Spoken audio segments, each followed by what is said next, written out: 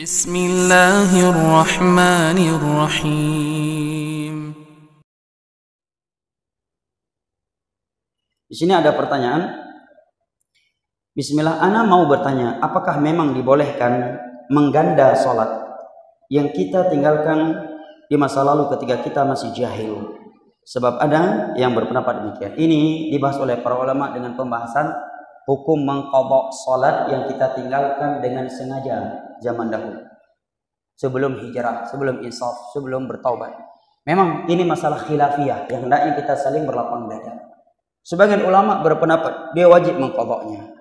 Mereka beralasan apabila meninggalkan salat karena tidur dan lupa, yang itu merupakan uzur syar'i, wajib kita lakukan di saat mengingatnya, apalagi salat yang kita tinggalkan bukan karena uzur syar'i. Ini alasan.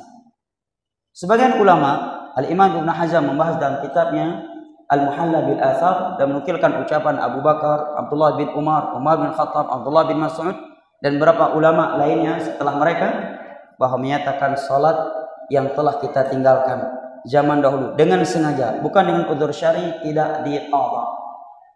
Dan wallahu a'lam bishawab, saya masih dangkal ilmu ini, memandang pendapat ini lebih kuat karena beberapa alasan. Yang pertama, kalau dikatakan boleh mengqadha secara logika, ini akan membuat orang bermudah-mudahan meninggalkan salat. Ini yang pertama. Alasan yang kedua, secara ilmiah, tidak ada dalil yang jelas secara khusus perintah mengqadha salat yang ia tinggalkan dengan sengaja tanpa udzur syar'i. Alasan yang ketiga, kalau dia melakukan salat dengan qadha, berarti dia melakukan salat di luar waktunya. Melakukan salat di luar waktu tidak sesuai dengan tuntunan Nabi, dan Nabi bersabda, man amila amalan laisa alaihi amruna fahuwa rad. Barang siapa yang melakukan suatu amalan tidak sesuai dengan tuntunan kami, maka amalan tersebut tertolak.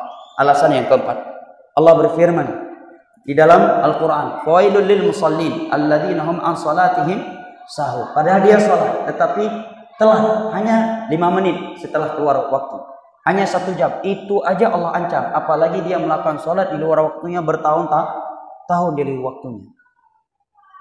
Nah, kemudian kata para ulama, tidak mengqadha'nya salat bukan berarti sepele, tetapi karena besarnya dosa tersebut sehingga tidak bisa diqadha, maka kewajibannya adalah bertaubat. Dan Nabi telah bersabda, at-taubatu tahdumu ma qablaha kama anna al-islam yahdumu ma qablah. Taubat akan menghapuskan dosa-dosa sebelumnya, sebagaimana Islam menghapuskan dosa-dosa sebelum masuk Islam. Kalau dikatakan harus qadha, apa maknanya taubat? Ya. Kata Ibnu Hazm menukilkan di sana, ini pendapatnya beberapa sahabat Nabi dan beberapa ulama tabi'in.